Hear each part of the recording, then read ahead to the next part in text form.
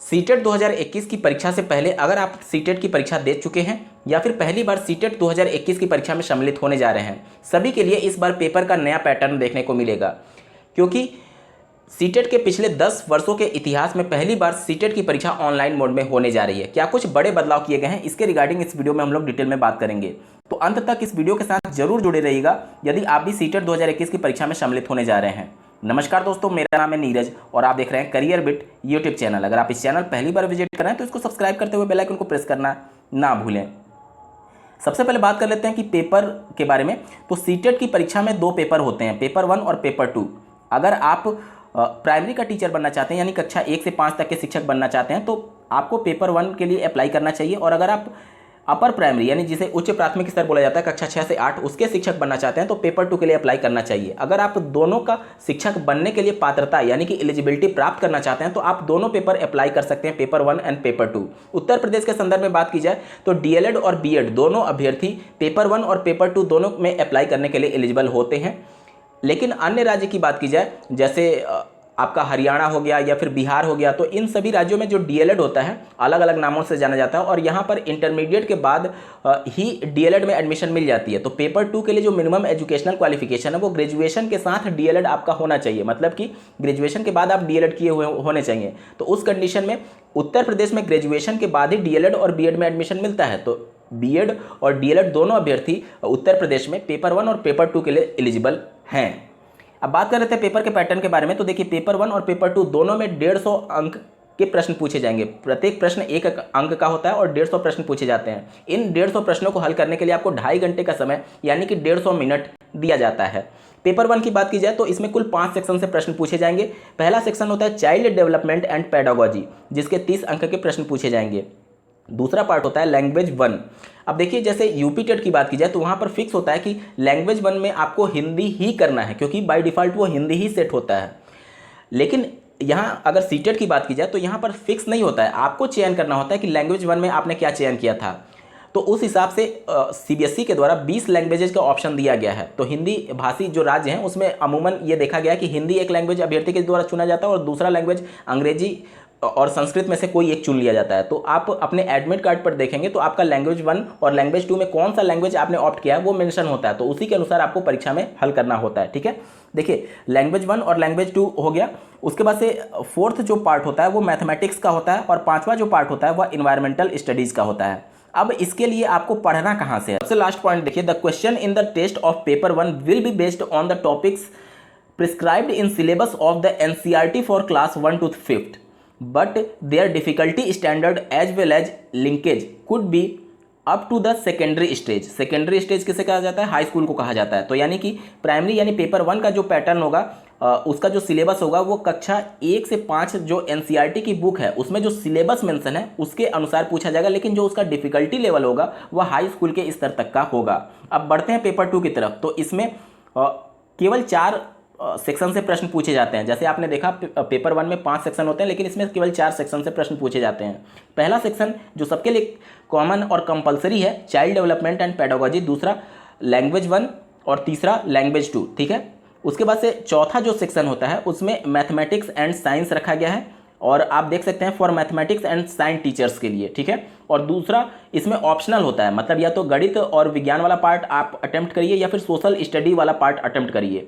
तो चौथे सेक्शन में 60 अंक के प्रश्न पूछे जाएंगे। अब ये डिसाइड कैसे होता है? तो देखिए, अगर आप साइंस साइड से संबंधित हैं तो आपको मैथमेटिक्स एंड साइंस वाला पोर्शन अटेम्प्ट करना होगा, लेकिन अगर आप आर्ट साइड से हैं और कॉमर्स साइड से हैं तो आपको सोशल स्टडी वाला पार्ट अटेम्प्ट करना होगा।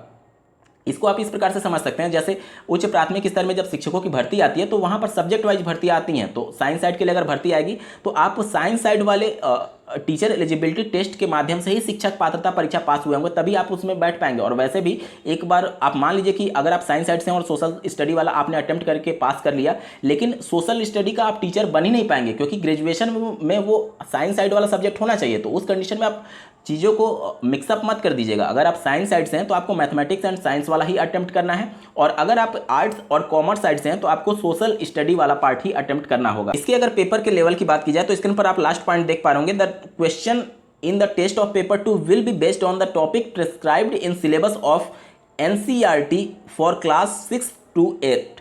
मतलब कि कक्षा 6 से 8वीं की एनसीईआरटी की बुक में जो सिलेबस मेंशन किया गया उसी टॉपिक से आपसे प्रश्न पूछे जाएंगे।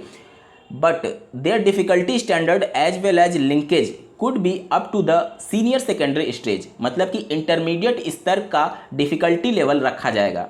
पेपर के लैंग्वेज की बात की जाए तो मेन पेपर जो होता है, मेन पेपर कहने का मतलब जो लैंग्वेज से अलग है, वो आपका बाइलैंग्वेज पूछा जाएगा, मतलब कि हिंदी और अंग्रेजी दोनों में होगा। बात करें क्वालिफाइंग मार्क्स की तो 9वें पॉइंट में आप देख सकते हैं एनसीटी की गाइडलाइन के अनुसार 60% क्वालिफाइंग मार्क्स रखा गया है।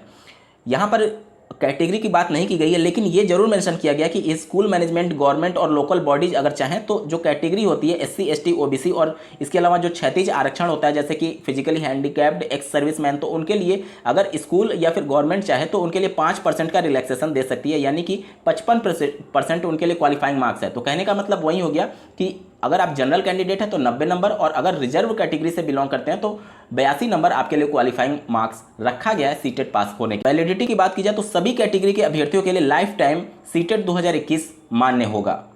बात करें कि यहाँ पर कोई भी रिस्ट्रिक्शंस नहीं है कि आप कितनी बार अटेम्प्ट कर सकते हैं, मतलब अगर आप क्वालिफाई कर भी चुके हैं तो अगर आप अपने मार्क्स को इंप्रूव करना चाहते हैं तो कितनी भी बार आप इस परीक्षा में सम्मिलित हो सकते हैं। अगर आप सीटेट क्वालिफाई हो जाते हैं तो आपको फिजिकल कोई भी मार्कशीट या फिर सर्टिफिकेट नहीं दिया जाएगा, आपको डिजी लॉकर में डिजिटल फॉर्म में सीटेट का मार्कशीट और सर्टिफिकेट सीबीएसई के द्वारा इशू किया जाता है, जिसे आप पीडीएफ में डाउनलोड करके उसका प्रिंट आउट लेकर के यूज कर पाएंगे भविष्य में। अब जिस प्रकार से ऑफलाइन मोड में जब परीक्षा होती थी तो अभ्यर्थियों को क्वेश्चन बुकलेट दे दिया जाता था, लेकिन चूंकि परीक्षा ऑनलाइन हो रही है तो अभ्यर्थियों को किस प्रकार से पता चलेगा कि कौन सा उन्होंने रिस्पॉन्स किया था या फिर क्या उन्होंने टिक लगाया था आंसर। तो इसके रिगार्डिंग 22वां नंबर पॉइंट देख सकते हैं, डिस्प्ले ऑफ रिकॉर्डेड रिस्पॉन्स।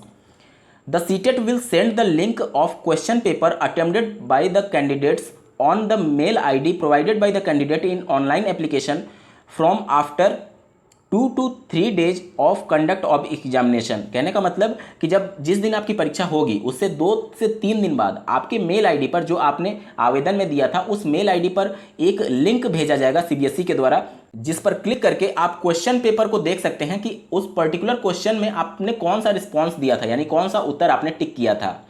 यहाँ तक क्लियर, मतलब कि आप क्वेश्चन पेपर को देख पाएंगे एक लिंक के माध्यम से, जो कि 2 से 3 दिन के बाद परीक्षा होने के बाद आपके मेल आईडी पर सीबीएसई के द्वारा भेजा जाएगा। आगे पढ़िए, the link of question paper attempted by the candidate with correct answer key will be sent on mail ID provided by the candidate in online application from after 2 to 3 days of declaration of result. अब एक तो पहले तो परीक्षा होने से 2-3 दिन बाद तो आपका वो पूरा भेज दिया जाएगा, लिंक भेज दिया जाएगा, जिस पर आप क्लिक करके आपने कौन सा उत्तर टिक किया था वो पूरे पेपर के साथ डाउनलोड हो जाएगा और उसमें आंसर पर वो हाईलाइट होगा कि आपने ये वाला आंसर टिक किया था। और जो इनका करेक्ट आंसर की है वो रिजल्ट घोषित होने के बाद से फिर से आपको एक लिंक भेजा जाएगा, जिस पर क्लिक करके आप करेक्ट आंसर देख सकते हैं। ये कब भेजा जाएगा? जब आपका रिजल्ट घोषित हो जाएगा, उससे 2 से 3 दिन के बाद भेजा जाएगा। ये तो बात हो गई रिवाइज्ड आंसर की, यानी फाइनल आंसर की, जो कि रिजल्ट के घोषित होने के 2 से 3 दिन बाद आपके मेल आईडी पर लिंक के रूप में भेजा जाएगा। लेकिन उससे पहले और रिजल्ट घोषित होने से पहले आपको एक पब्लिक नोटिस सीबीएसई की वेबसाइट पर जारी करके आंसर की के बारे में सूचना दी जाएगी। वहाँ से आप आंसर की देख सकते हैं, और अगर आपको लगता है कि किसी प्रश्न में इनके द्वारा सीबीएसई बोर्ड के द्वारा गलत उत्तर बताया गया है तो आप उसको चैलेंज भी कर सकते हैं। और प्रत्येक प्रश्न को चैलेंज करने के लिए सीबीएसई 1000 रुपये चार्ज करता है। मतलब आप एक क्वेश्चन को चैलेंज करेंगे तो 1000, अगर 10 क्वेश्चन को चैलेंज करते हैं तो 10,000 आपको पेमेंट करना होगा। चूंकि सीबीएसई के द्वारा पहली बार सीटेट की परीक्षा ऑनलाइन मोड में होने जा रही है, बहुत से अभ्यर्थी अभी ऑनलाइन मोड की परीक्षा से फैमिलियर नहीं होते हैं, तो उन सबको सुविधा के तौर पर सीबीएसई ने फ्री ऑफ कॉस्ट आपको परीक्षा से ठीक पहले प्रैक्टिस कराने की जिम्मेदारी भी ली है। स्क्रीन पर आप इसके संबंध में नोटिफिकेशन देख पा रहे होंगे। A list of such practice centres with address and contact detail are available on CTET website.